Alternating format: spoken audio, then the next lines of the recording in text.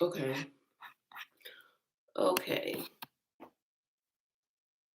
Sorry, I just went live and then it was saying like I had unstable Wi-Fi, getting stuck. Good morning. I'm still a little sick, y'all. I'm still a little sick. Hi. I'm still a little sick. I'm trying to get it together though. I'm really trying to get it together. But it just is what it is. So today might be a little bit more of a silent read again. I'm gonna just post this on my Instagram real quick. Oops, it's facing me.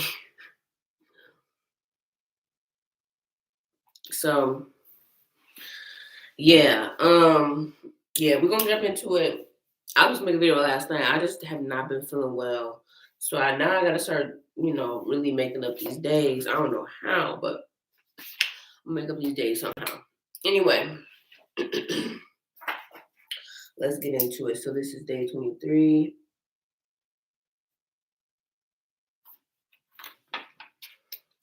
Um, we'll be reading 2 Samuel um 13 to 22. Okay. And yesterday I didn't take a lot of breaks. I think we're just gonna push through today again. Unless something really sticks out. Okay. Let me mark off the page that we're going to. Boom. All right. So it says Amnon and Tamar. It says, in the course of time, Amnon, son of David, fell in love with Tamar, the beautiful sister of Absalom, son of David. So he fell in love with his sister-in-law. Amnon became frustrated to the point of illness on account of his sister Tamar, for she was a virgin and it seemed impossible for him to do anything to her. Now, Amnon had a friend named Jonadab, son of Shimeah, David's brother. Jonadab was a shrewd man. He asked Amnon, "Why do you, the king's son, look so haggard this morning? Why won't you tell me?" He said, "I'm in love with Tamar, my brother's Absalom's sister." "Go to bed and pretend to be ill," he said. "When your father comes to see you, say to him, I would like my sister to come and give me something to eat. Let her prepare the food in my sight so I may watch her and then eat it from her hand." So Amnon lay down and pretended to be ill. When the king came to see him, he said, "I would like to see my sister um, to come so she can make some special bread in my sight so I can eat from her hand." David sent word to Tamar in the palace, "Go to the house of your brother Amnon and prepare some food for him." So Tamar went to the house of her brother who was lying down. She took some dough and kneaded it and made the bread in his sight and baked it. Then she took the pan and served him the bread, but he refused to eat. "Send everyone out of here," he said. Then he said to her, "Bring the food into my bedroom so I may eat from your hand." And Tamar took the bread that she prepared and brought it to his bedroom. But when she took it to him, he grabbed her and said, "Come to bed with me, my sister." And she said, "Don't, brother. Don't force me. Such a thing should not be done in Israel. Don't do this wicked thing. What about me? Where would I get rid of my disgrace? And what about you? You would be one of the wicked fools in Israel. Please speak to the king. He would not keep me from being married to you." But he refused to listen to her, and since he was stronger than she was, he raped her. Then Amnon hated her with intense hatred. In fact, he hated her more than he ever loved her. And then said to her, "Get up and get out." She said, "No, sending me away would be a greater wrong than what you've already done." But he refused to listen to her. He called his personal servants and said, "Get this woman out of here and bolt the door after her." So his servants put her out and bolted the door after her. She was wearing a richly ornamented robe, for this was a kind of garment the virgins of the daughter of the king wore. She put ashes on her head and torn the ornament robe that she was wearing. She put her hand on her head and went away, weeping aloud as she went. Her brother Absalom said to her, has Amnon your brother been with you? Be quiet now, my sister. He's your brother. Don't take this to heart." And she lived with in her brother Absalom's house, a desolate woman. When the king David heard about this, he was furious. Absalom never said a word to Amnon, neither good or bad. He hated Amnon because he disgraced his sister Tamar. Absalom kills Amnon. 2 years later, when Absalom's sheep shearers was at Baal Hazar, near the border of Ephraim. He invited the king's sons to come there. Absalom went to the king and said, "Your servant has shearers come. Will the king and his officials please join me?" "No, my son, all of us should not go. We will only be a burden to you." Although Absalom urged him, he still refused to go, but gave him his blessing. Then Absalom said, "If not, please let my brother Amnon come." The king said, "Why should he go with you?" But Absalom urged him. So he sent him Amnon and the rest of the king's sons. Absalom ordered the men, "Listen, when Amnon is high in spirits from drinking wine, I say to you, strike him down and kill him. Don't be afraid. Have I not given you this order? Be strong and be brave." So Absalom's men did what Amnon so Absalom did to Amnon what Absalom ordered. Then all the king's sons got up and mounted their mules and fled. While they were on their way, the report came to David. "Absalom has struck down all the king's sons, and not one of them is left." The king stood up and tore his clothes and lay down on the ground, and all his servants stood by their clothes torn. But Jonadab, son of Shimeah, David's brother, said, "My lord should not think they are killed the princess. Only Amnon is dead." This has been Absalom's expressed intention ever since the day Amnon raped his sister Tamar. The Lord the king should not be concerned about the report of all the king's sons are dead. Only Amnon is dead. Meanwhile, Absalom had fled. Now the man standing watch looked up and saw many people of the road west of him coming down the side of the hill. The watchman went and told the king, "I see men in the directions of Horonaim, on the side of the hill." He said, "See, the king's sons are here. It has happened just as your servant said."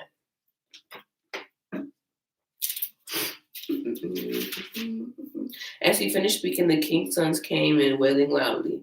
The king too and all his servants wept bitterly. Absalom fled and went to Talmai, son of Ammihud, the king of Jeshurun. But King David mourned for his son every day. After Absalom fled and went to Jeshurun, he stayed there for 3 years, and the spirit of the king longed to go to Absalom, for he was consoled concerning Amnon's death. Cool. 14. Joab, son of Zeruiah, knew the king's heart longed for Absalom. So Joab sent someone to Tekoa and had a wise woman brought from there. He said to her, "Pretend that you are in mourning, dress in mourning clothes, and don't use any cosmetic lotions. Act like a woman who has just spent many days grieving for the dead. Then go to the king and speak these words to him." And Joab put the words in her mouth. When the woman from Tekoa went to the king, she fell with her face to the ground to pay him honor and said, "Help me, O king." The king said to her, "What is troubling you?" She said, "I am indeed a widow. My husband is dead. I, your servant, had 2 sons. They got into a fight with each other in the field, and no one was there to separate them. One struck the other and killed him. Now the whole clan is risen against your servant," they say. "Hand over the one who struck down his brother so that we may put them to death. For the life of the brother whom we killed, then we will get rid of their heir as well. They will only be put they will they would own wait, they would put out only burning coal that I have left, leaving my husband neither name nor descendant on the face of the earth." The king said to the woman, "Go home, and I will issue an order on your behalf." Then the woman from Tekoa said, "My lord, the king, let the blame rest on me and my father's family, and let the king and his throne be without guilt." The king replied, "If anyone says anything to you, bring him to me, and he will not bother you again." She said, "Then let the king invoke the Lord his God to prevent the avenger of blood from adding to destruction, so that my son may not be destroyed. As surely as the Lord lives," he said, "not one hair on your son's head will fall on the ground." Then the woman said, "Let your servant speak a word to the Lord, my king." He said, "Speak." The woman said, "Why then have you devised a thing against the people of God? When the king says this, does he not convict himself? For the king has not brought back his banished son, like water spilled on the ground, which cannot be recovered. So we must die." But God did not take away life. Instead, he devises ways that a banished person may not remain estranged from him. And now I come to you to say this, the Lord my king, because the people have made me afraid. Your servant thought, I will speak to the king. Perhaps he will do what his servant asked. Perhaps the king will agree to deliver his servant from the hand of the man who is trying to cut off both me and my son from the inheritance that God gave us. And now your servant says, may the word of my Lord, the king, bring me rest, for My Lord is the king like an angel of God, discerning good and evil. May the Lord your God be May the Lord your God be with you. Then the king says to the woman, do not keep from me the answer that I'm going to ask. Let the Lord the king speak. The king asked, isn't the hand of Joab with you in all this? She answered, as surely as you live, my lord the king, no one can turn to the right or to the left. Anything my lord the king says. Yes, it was your servant Joab who instructed me to do this and to put all these words into the mouth of your servant. Your servant Joab did this to change the present situation. My Lord has wisdom like that of any angel of God. He knows everything that happens in the land. The king said to Joab, very well, I will do it. Go bring back the young man Absalom. Joab fell with his face to the ground to pay him honor and bless the king. Today your servant knows that he has found favor in your eyes, my lord the king, because the king has granted his servant's request. Then Joab went to Jeshurun and brought back Absalom to Jerusalem. But the king said he must go to his own house. He must not see my face. So Absalom went to his own house and did not see the face of the king. In all Israel, there was not a man so highly praised for his handsome appearance as Absalom. From the top of his head to the soles of his feet, there was no blemish in him. Whenever he cut the hair on his head, he used to cut his hair from time to time when he came to it for him. He would weigh it, and it would weigh 200 shekels by the royal standard. 3 sons and a daughter were born to Absalom. The daughter's name was Tamar because she was a beautiful woman. Absalom lived in Jerusalem for 2 years without seeing the king's face. Then Absalom sent for Joab in order to send to the king, but he refused to come to him. So he sent him for a second time, but he refused to come. Then he said to his servants, look, Joab's field is next to mine, and he has barley there. Go and set fire to it. So his servants set fire to the field. Then Joab did go out to Absalom's house and said, why have your servants set fire to my field? He said to Joab, look, I sent word to you and said, come here, and I will send the king to ask, why did I come from Jeshurun? It would be better if I were still there. Now then, I want to see the king's face, and if I'm guilty of anything, let him put me to death. So Joab went to the king and told him about this. Then the king summoned Absalom, and he came down and bowed with his face to the ground before the king, and the king kissed Absalom. This is a prime example when we say we forgive somebody, but we still have them like super distant. Like super distant. We're just like, yeah, I forget them. When they come around, actually, you'll leave before they come around because they don't get to see you, or you block them, like whatever it is. Like this is a prime example of like forgiveness and how they said bring him back, and now he's back in the city, but he's like, oh, you can't see my face. Joab isn't even coming out to him. Mind you, Joab's the one who told David to forgive him. So I'm gonna read 15 in my head because my throat is starting to. I'm gonna read until Shamar walks in the house, and I'll start talking again.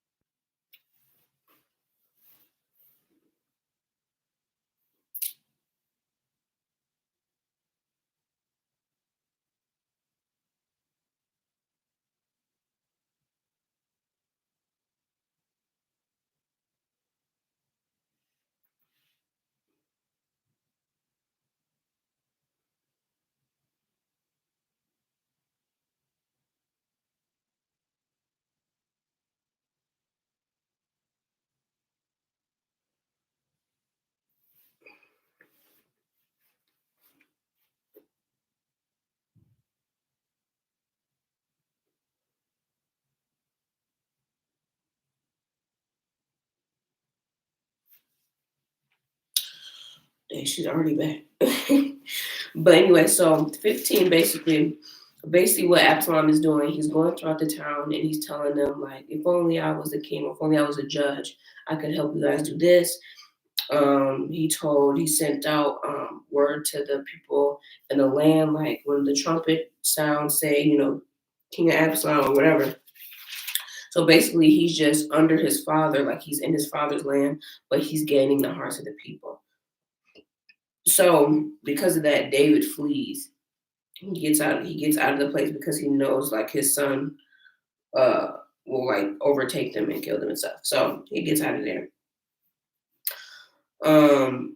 Then it says Ahithophel, I think. He's the one who's helping Absalom. So David is saying, I hope that he like puts the council into foolishness, because Ahithophel is the one who used to serve David, and so now he's going to be with Absalom.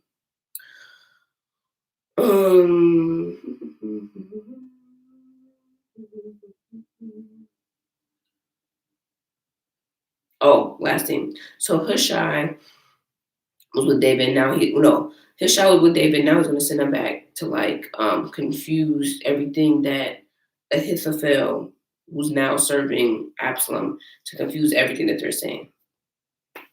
So Numbers 16, it says, when David had gone a short distance beyond the summit, there was Ziba, the steward of Mephibosheth, waiting to meet him. He had a string of donkeys saddled and loaded with 200 loaves of bread and 100 cakes of raisins, 100 cakes of figs, and a skin of wine. The king said to Ziba, "What have you brought? Why have you brought these?"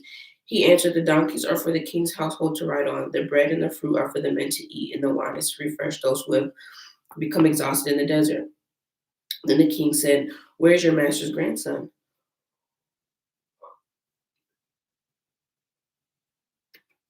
Ziba said to him, "He is staying in Jerusalem because he thinks today's the house of Israel will bring me back my grandfather's kingdom." Then the king said to Ziba, "All that belonged to Mephibosheth is now yours." "I humbly bow," he said. "May I find favor in your eyes, the Lord my king." Shimei curses David. As King David approached Bahurim, a man from the same clan as Saul's family came out of there, and his name was Shimei, son of Jerah, and he cursed as he came out. He pelted David and his king's officials with stones, though all the troops had a special guard were on David's right and left. As he cursed, he said, get out, you man of blood, you scoundrel. The Lord has repaid you for all the blood you shed in the household of Saul. In those places you have reigned, the Lord has humbled the kingdom over to your son, handed the kingdom over to your son, Absalom. You have come to ruin because you are a man of blood. Abishai, son of Zeruiah, said to the king, "Why should you let this dead dog curse my lord the king? Let me go over and cut off his head." Big Peter energy. But the king said, "What do you and I have in common? You sons of Zeruiah. If he is cursing because the Lord said to him, curse David, who can ask, why do you do this?" Then David said to Abishai and his officials, "My son, who's my own flesh, is trying to take my life. How much more than this Benjamite? Leave him alone, let him curse, for the Lord has told him to. It may be that the Lord will see my distress and repay me good for the cursing that I'm receiving today." So David and his men went along the road while Shimei was going along the hillside opposite of him, cursing as he went and throwing stones at him and shouting him with dirt. The king and all the people with him arrived to their destination exhausted, and there he refreshed himself.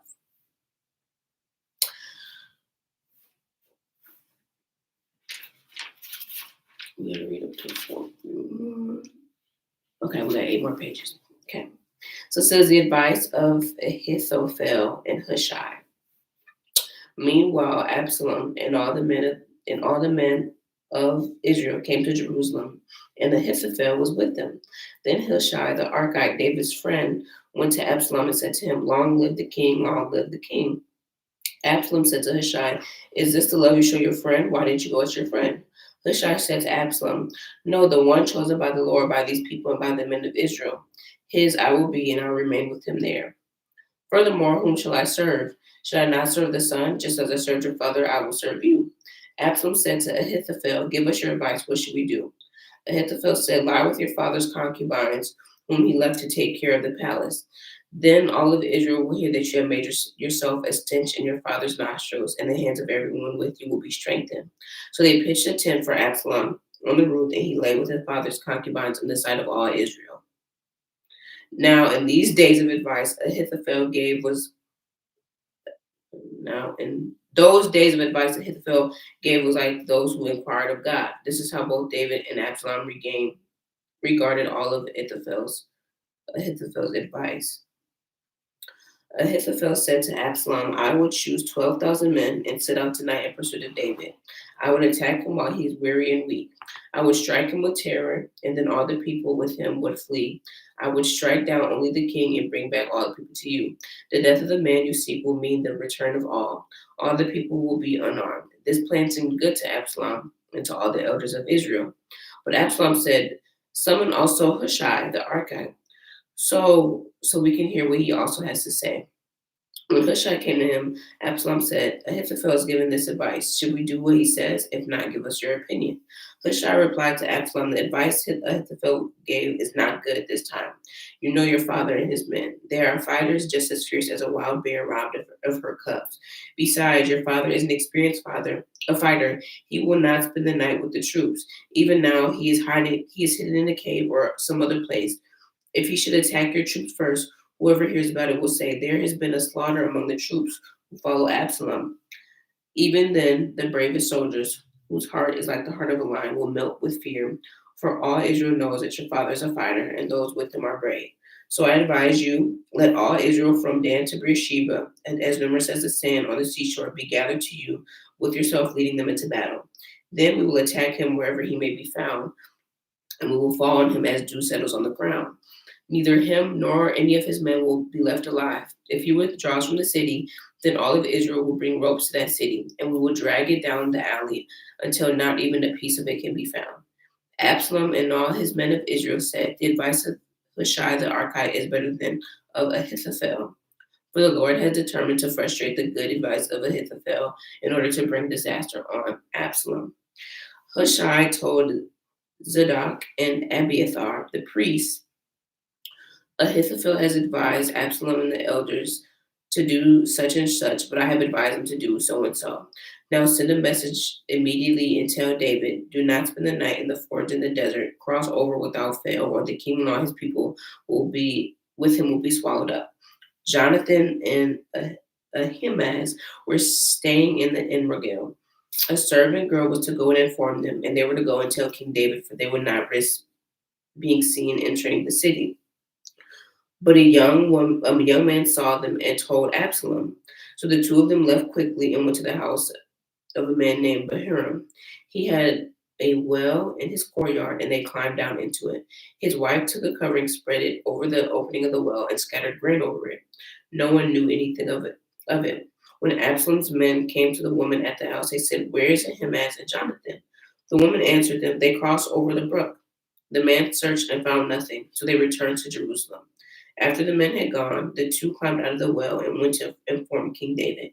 They said to him, set out across the river at once. Ahithophel has advised such and such against you. So David and all the people with him set out and crossed to Jordan.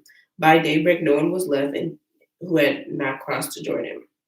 When Ahithophel saw that his advice had not been followed, he saddled his donkey and set out for his house in his hometown. He put his house in order and then hanged himself. So he had died and was buried with his father's tomb. David went to Mahanaim, and Absalom crossed the Jordan with all the men of Israel. Absalom appointed Amasa over the army in place of Joab. Amasa was the son of a man named Jether, an Israelite, who married Abigail, the daughter of Nahash, sister of Zeruiah, and the mother of Joab. The Israelites and Absalom camped in the land of Gilead. When David said to Mahanaim, Shobi, son of Nahash from Rabbah of the Ammonites, and Machir, son of Emiel from Lodebar and Barzillai, the Gileadite from Rogelim, brought bedding and bowls and articles of pottery. They also brought wheat and barley, flour and roasted grain, beans and lentils, honey and curds, sheep and cheese from cow's milk from David and his people to eat. For they said the people have become hungry and they tired and thirst in the desert. So Ahithophel told Absalom to do something. Hushai comes back and he contradicts what he said. So I want to look into why he hung himself.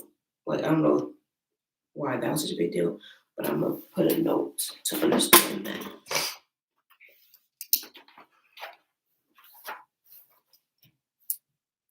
Why did why did Ahithophel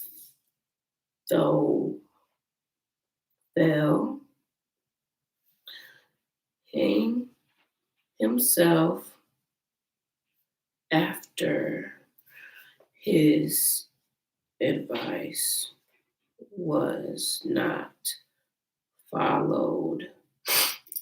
Question mark. I'm also going to just put forgive fully. I'm gonna put forgive fully for chapter 14. Okay. Boom. So now we're 18. It says David mustered up the men who were with him and appointed them over the commanders of thousands and the commanders of hundreds. David sent out troops, a third of the command of Joab, a third of under Joab's brother Abishai of Zeruiah, and a third under Ittai from the Gittite. The king told the troops, I myself will surely march out with you. But the men said, you must not go. If we are forced to flee, they won't care about us. Even if half of us die, they won't care. But you are worth tens of thousands of us. It would be better for you now to give us support from the city.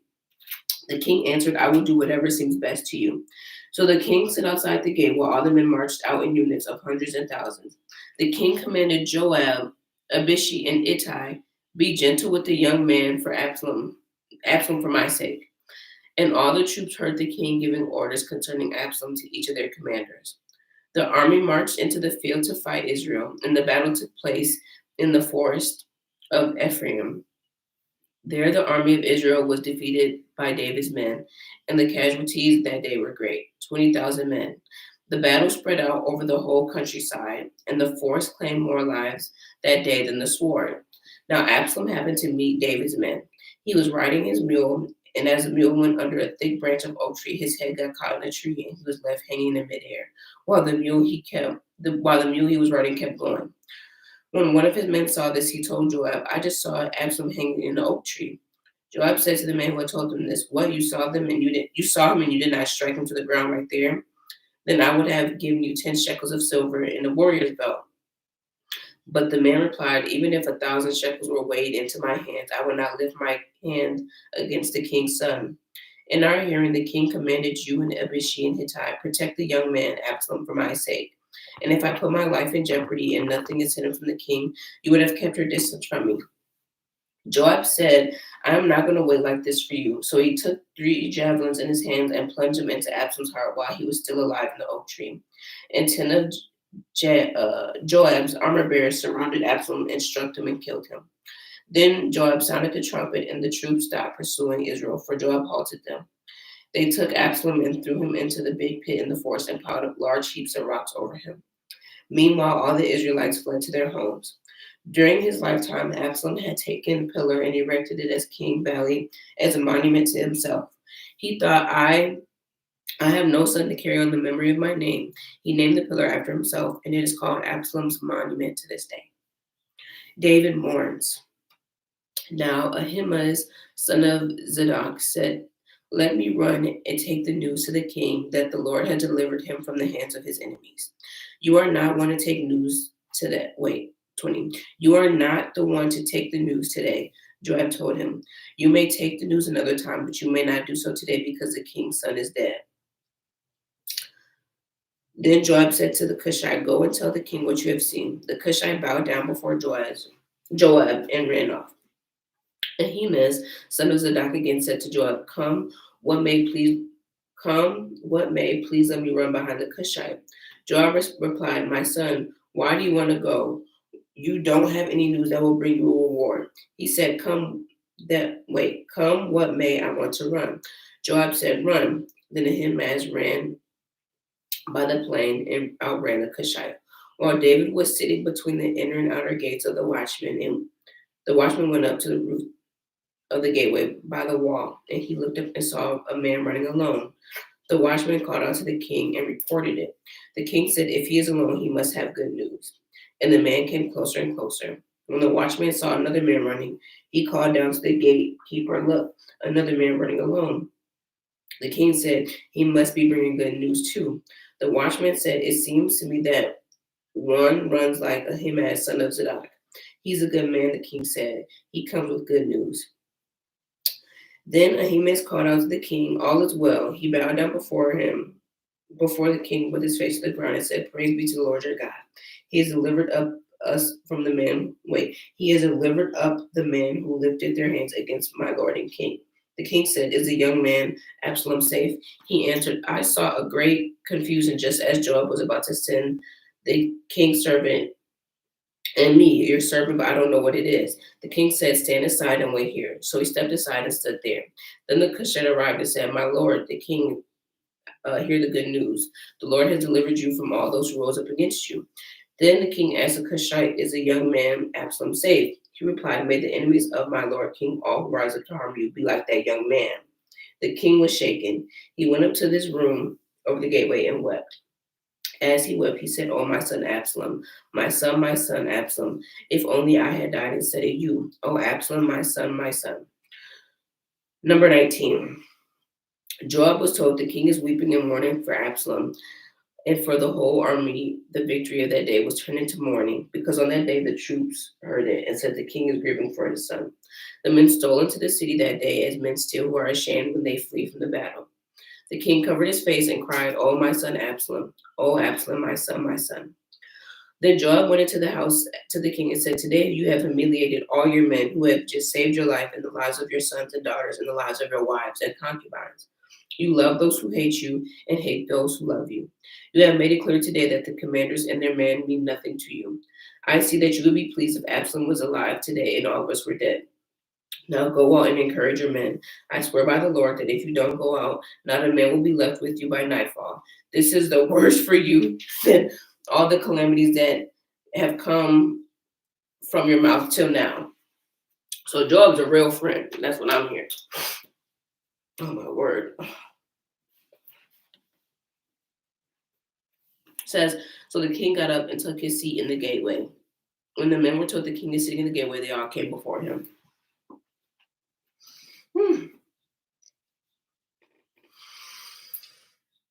Oh, okay. It says David returns to Jerusalem. We're still in chapter 19. Meanwhile, the Israelites have fled to their homes throughout the tribes of Israel. The people were arguing with each other and saying, the king delivered us from the hand of our enemies. He is the one who rescued us from the hand of the Philistines. But now he has fled to the country because of Absalom. And Absalom, whom we anointed to rule over us, has died in the battle. So why do you say nothing about bringing the king back?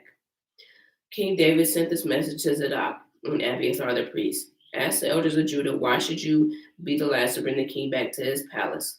Since what is being said throughout Israel has reached the king at his headquarters. You are my brothers, my own flesh and blood. So why should you be the last to bring the king? And say to the master, are you not my own flesh and blood? Flesh and blood, may God deal with me, be it ever so severely, if from now you are not the commander of my army in the place of Joab. He won over the hearts of many men of Judah as though they were one man. They sent the word to the king, return you and your men. And the king returned and went as far as the Jordan. Now the men of Judah had come to Gilgal to go out and meet the king and bring him across the Jordan. Shimei, the son of Jerah, and the Benjamite for Bahiram hurried down with the men of Judah to meet King David.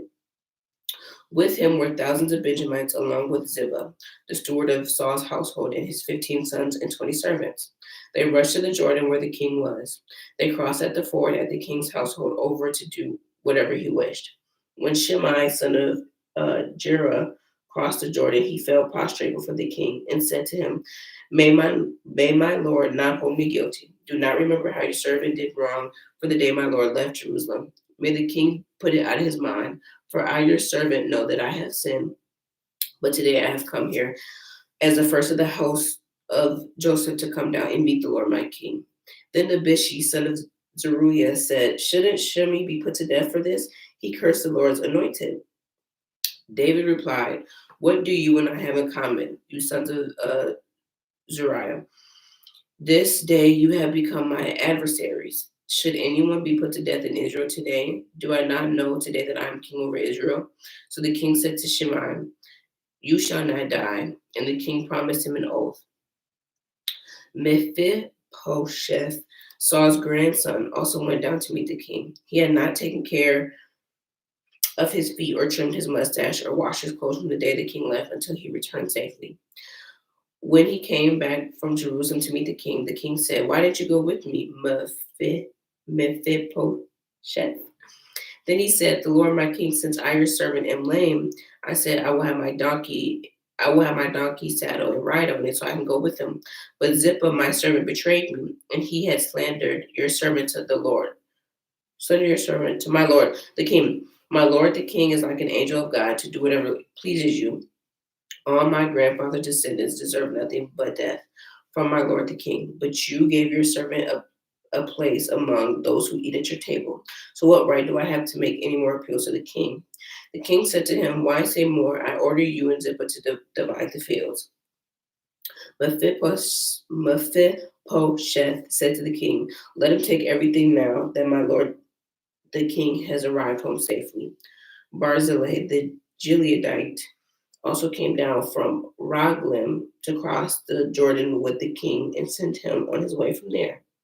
Now Barzillai was an old man, 80 years of age. He had provided for the king during the stay of Mahanaim, for he was a very wealthy man. The king said to Barzillai, cross over with me and stay with me in Jerusalem, and I'll provide for you.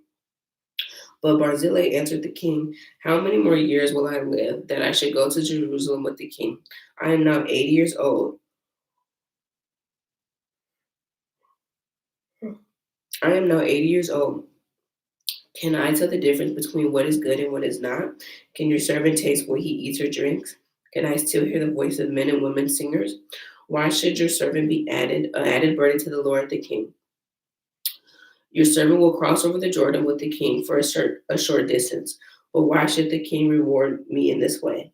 Let your servant return that I may die in my own town near the tomb of my father and mother. But here is your servant Zimham.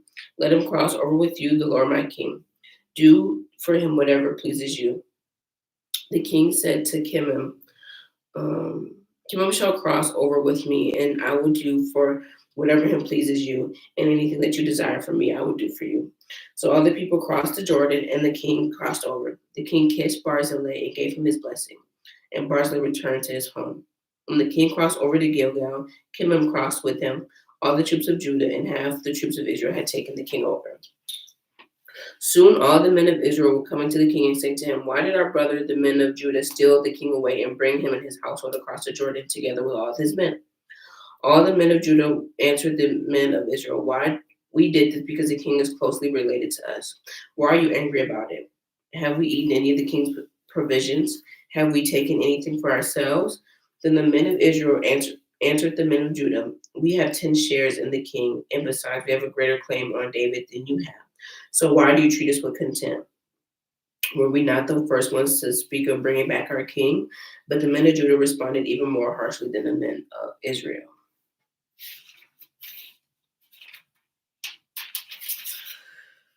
Whew. Let's read the next one in our head.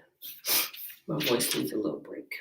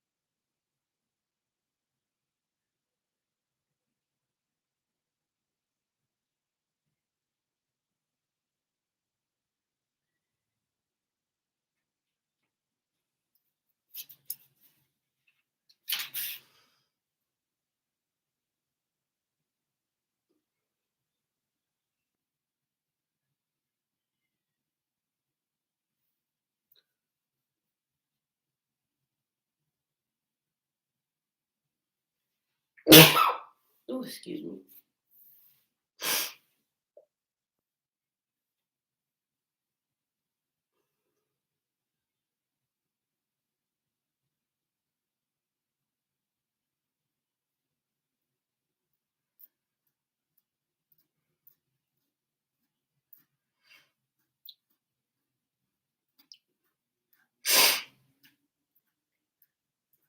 Okay. Oh, y'all, we have two more chapters. Okay.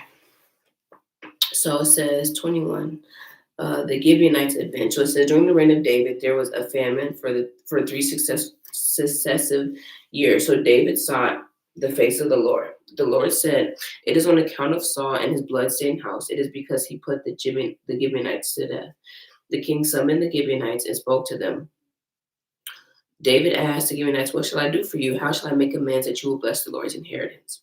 The Gibeonites answered, "We have no right to demand silver nor gold from Saul or his family, nor do we have the right to put anyone in Israel to death." "What do you want me to do for you?" David said. They answered the king, "As for the men who destroyed us and plotted against us, we have been decimated and have no place anywhere in Israel. Let 7 of his male descendants be given to us to be killed and exposed before the Lord at Gibeah of Saul, the Lord's chosen one." So the king said, "I will give them to you." The king spared Mephibosheth, the son of Jonathan, the son of Saul, because of the oath before the Lord between David and Jonathan, the son of Saul. But the king took Armani and Mephibosheth, the two sons of Ai's daughter Rizpah, whom had been born to Saul, together with 5 sons of Saul's daughters, Merab, who had been born to Adriel, son of Barzillai of the Meholathite. He handed them over to the Gibeonites, who killed and exposed them on a hill before the Lord. All seven of them fell together, and they were put to death during the first days of the harvest, just as a barley harvest was beginning.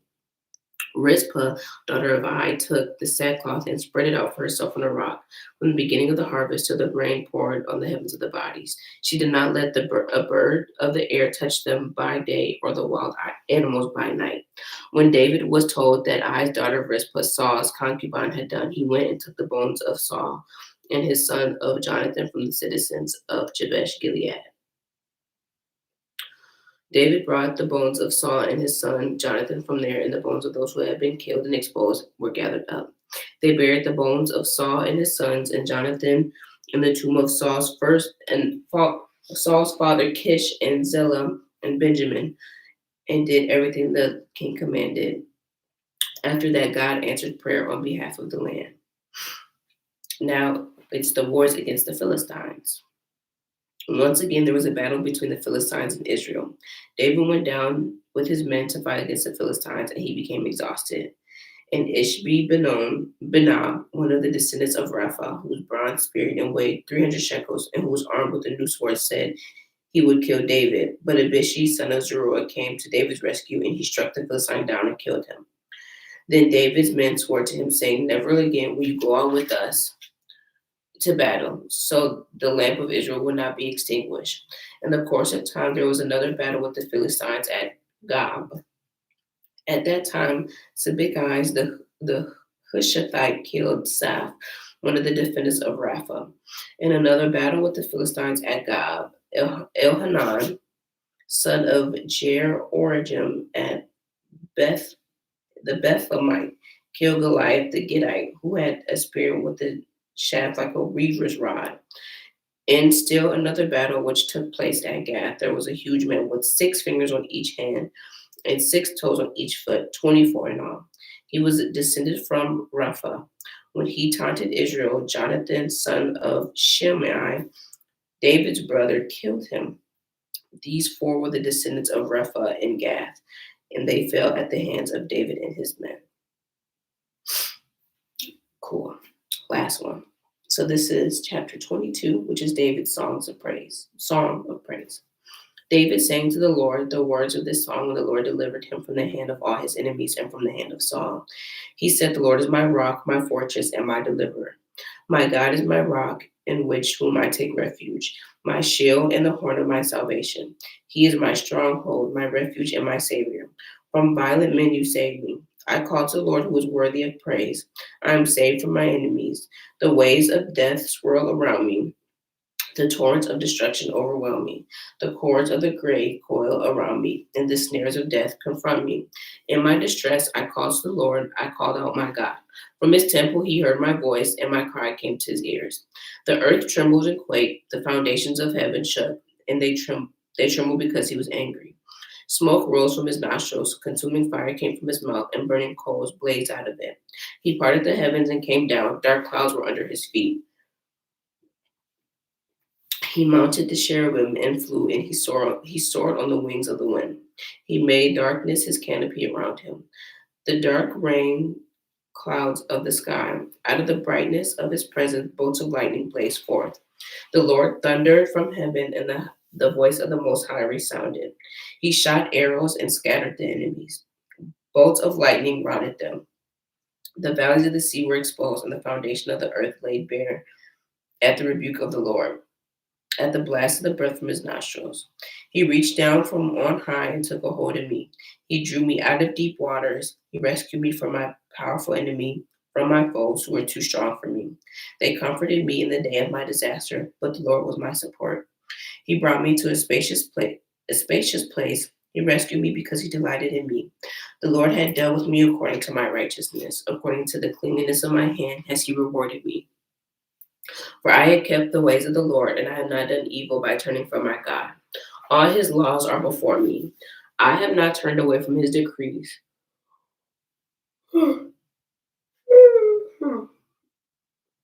Um,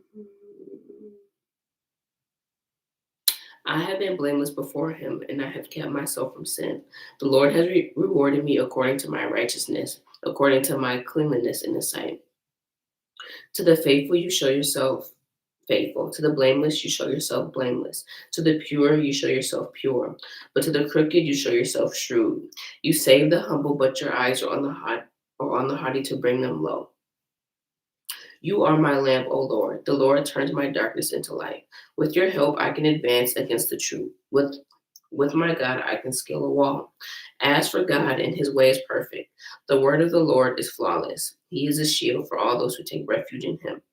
For who is God beside the Lord, and who is a rock except for our God? It is God who arms me with strength and makes my way perfect. He makes my feet like the feet of deer. He enables me to stand on heights. He trains my hands for battle. My arms bend a bow of bronze. You give me your shield of victory. You stoop down to make me great. You broaden the path beneath me so that my ankles do not turn. I pursued my enemies and crushed them. I did not turn back till they were destroyed. I crushed them completely, and they could not rise. They fell beneath my feet. You armed me with strength for battle. You made my adversaries bow at your feet. You made my enemies turn their backs in flight, and I destroyed my foes. They cried for help, but there was no one to save them. To the Lord, he did not answer.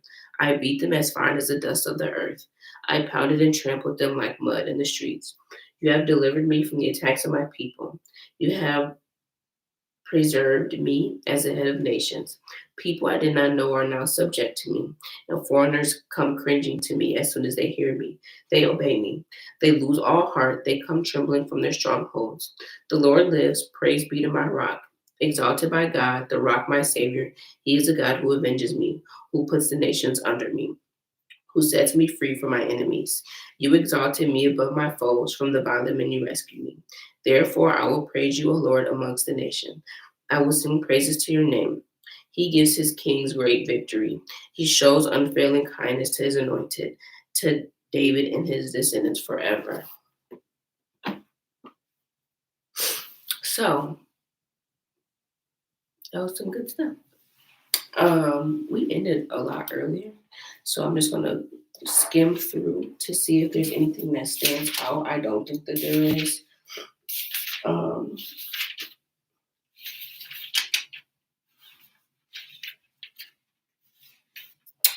Something I want to point out on 13 with Amnon and Tamar.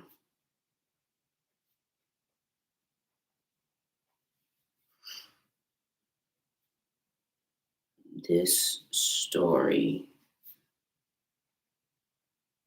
reminded me of David and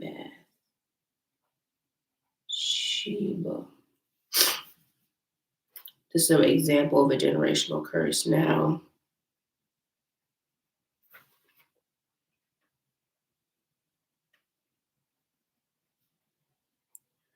The sexual immorality part. Sexual immorality. Okay. So David's son is dealing with sexual immorality because he raped his sister. Then David's upset with his other son because he kills him, right? But all this is happening because of David's heart posture and how now everything doesn't happen because your parents, but this is I think that is a generational curse because he just did it and now his son is dealing with sexual immorality and like overpowering women and seeing something that you like and just impulsively getting it. But Pete, that after he raped her, he hated her. So some of the stuff that we really fiend for, like some of these fleshly things,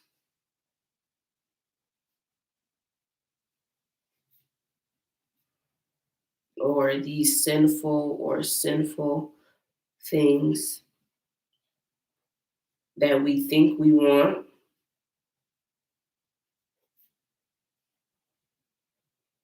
we actually end up hating. We can end up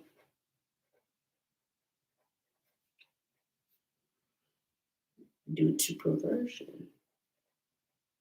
So if you want to have sex, that's fine, right? There's just certain parameters that you should be, certain things that you should be like rules, regulations, whatever that you should be following so that it is actually good. But when you love sex and you use it in a perverted way, then you start like hating it. Like you love money to the point where you do anything for it. You'll lose people over it. You'll do this and this and this and this and this, and then you end up disrespecting it and you trick it off and you do whatever with it because your mindset was perverted from the time that you were, trying to get it. My last point is that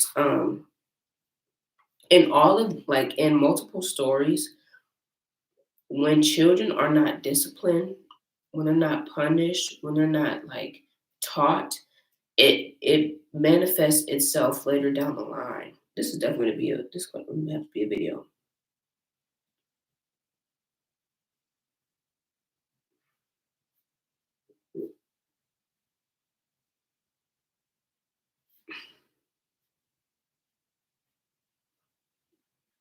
I'm putting children need to be disciplined so it doesn't manifest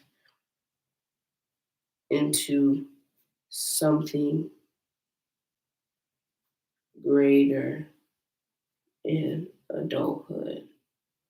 What do I mean by that? So remember when was it Eli? I think it was that was one who looked over some Eli's sons were doing perverted stuff. Then Eli ended up getting cursed and his family ended up getting cursed. David didn't punish his sons correctly because he should have punished Amnon for raping Tamar, but he didn't. Then he didn't even sit down and talk with his son Absalom. Was that it? Yeah, he didn't end up. He did not speak to his son Absalom and like talk. Like this is why we have to have discussion because he didn't even talk to his son, and now we see how his son acted with trying to overturn him because he did not speak to him, and so now his son's mad at him because like why would you bring me back here if you're not going to speak to me? So having hard conversations. That's why I feel like everything is in the Bible, y'all. Hard conversations are important because we see in both of those instances, it always manifests into something greater. Every time the son does something, or the wife or the daughter does something, it ends up impacting everybody around them. So I will see you guys later tonight. I need to see y'all around like lunchtime because we're definitely behind today now.